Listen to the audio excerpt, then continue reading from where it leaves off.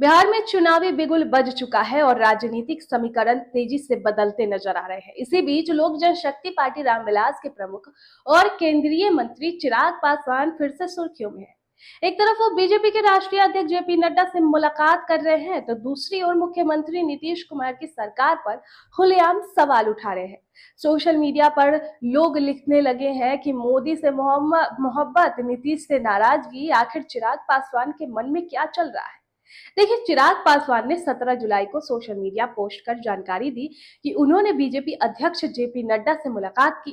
मुलाकात के बाद उन्होंने ट्वीट किया कि इस बैठक में बिहार विधानसभा चुनाव को लेकर कई अहम मुद्दों पर चर्चा हुई।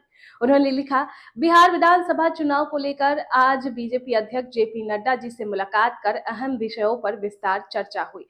लेकिन कुछ ही घंटों बाद चिराग ने वही तेवर दिखाए जो 2020 के विधानसभा चुनाव में देखने को मिले थे। उन्होंने बिहार में बढ़ते अपराध और कानून व्यवस्था पर सवाल खड़े कर दिए। और ये पहली बार नहीं है, इससे पहले भी वो इसी महीने में चिराग पासवान नीतीश कुमार की सरकार को लेकर नाराजगी जता चुके हैं। घटना पटना के एक नामी अस्पताल पारस में हुई गोलीबारी की घटना को लेकर चिराग ने तीखी प्रतिक्रिया दी। उन्होंने लिखा, बिहार पुलिस के एडीजी हेडक्वार्टर कुंदन कृष्णन का बयान अत्यंत निंदनीय और दुर्भाग्यपूर्ण है। हमारे अन्नदाता किसानों को अपरोक्ष रूप से हत्यारा बताना न सिर्फ उनकी मान सम्मान का अपमान है, बल्कि उनके त्याग और परिश्रम का भी अनादर है। अपराधियों पर शिकंजा कसने के बजाय बिहार पुलिस का ध्यान बेवजह के बयानों पर ज्यादा है, जो बेहद चिंताजनक है। प्रशासन को अपनी प्राथमिकता स्पष्ट करनी चाहिए। अपने एक अन्य पोस्ट में चिराग कहते हैं कि बिहार में कानून व्यवस्था आज एक गंभीर चिंता का विषय बन गई है। प्रतिदिन हत्याएं हो रही है, अपराधियों का मनोबल आसमान पर है। पुलिस प्रशासन की कार्यशैली समझ से परे है।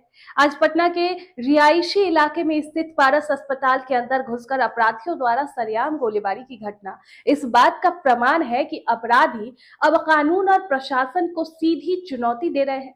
बिहार विधानसभा चुनाव से ठीक पहले बढ़ते आपराधिक मामले चिंताजनक है। उम्मीद है कि प्रशासन जल्द ही कानून व्यवस्था को पटरी पर लाने के लिए ठोस और कड़े कदम उठाएगी।